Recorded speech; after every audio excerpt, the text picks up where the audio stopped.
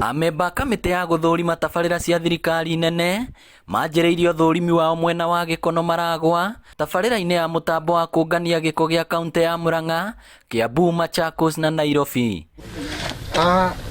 Tabarĩra ĩno yarĩ kerĩ ĩkoragwo na ũhoti wa kũgarũra gĩko kĩu ta ũrĩa mwandĩki mũkaru Nancy Karigitho aratarĩria. Ũthondeketwo nĩgetha takataka yothe, gĩko kĩa mĩthemba yothe, ona kĩrĩa gĩcokaga gĩkorwo na thuluma kũrĩ andũ, nĩ ithondeketwo atĩ gũtirĩ thĩna wa kwĩyabia kana kũrĩ mĩmera kana kũrĩ andũ na nyamũ ĩngĩcoka ku affect. Mwaka ũyũ nĩ 71% complete.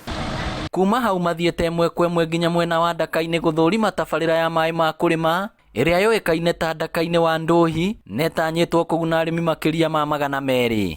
Project ĩno nĩ ĩkĩtwo wega tondũ rĩu nĩ kinyĩte 35 kwa igana, na nĩ tũkuona gũkinya rĩrĩa yagĩrĩirwo nĩ gũkorwo ĩgĩthira mweri-inĩ wa June. Andũ acio othe nĩ megũkorwo mekĩrĩirwo maĩ marĩa marĩhũthagĩra na gwĩka irrigation. Kwa thirikari nĩ gũkorwo ĩkĩrora ũrĩa maratũmĩra maĩ maya. Twĩna project ĩngĩ kũrĩa Kĩhumbu-inĩ harĩ andũ a Mbogiti onao nĩ makoretwo makĩhoya project ya irrigation. Kwa nĩ kuonania atĩ andũ aitũ metarĩ kũrĩma na maĩ, na ngwĩciria kuma ũrĩmi ũcio mapato mao nĩ megũthiĩ na igũrũ mũno. Tabarĩra ĩno ĩtanyĩte kwarahũra ũrĩmi mĩena ĩno wona yarĩka gũkinyĩria mweri wa gatandatũ mwaka ũyũ. Members arĩa mahetwo project ĩno ya irrigation metĩkĩre kũrĩma na maĩ maya, nĩ twĩrwo project ĩno ĩ on schedule. Wona yathira makũria indo mangĩhota gũthiĩ kwendia Nairobi, kwendia okorwo nĩ Machako, Garissa, na rĩu tũrathondekerwo barabara kuma haha Gatũra gũthiĩ nginya Njabi-inĩ.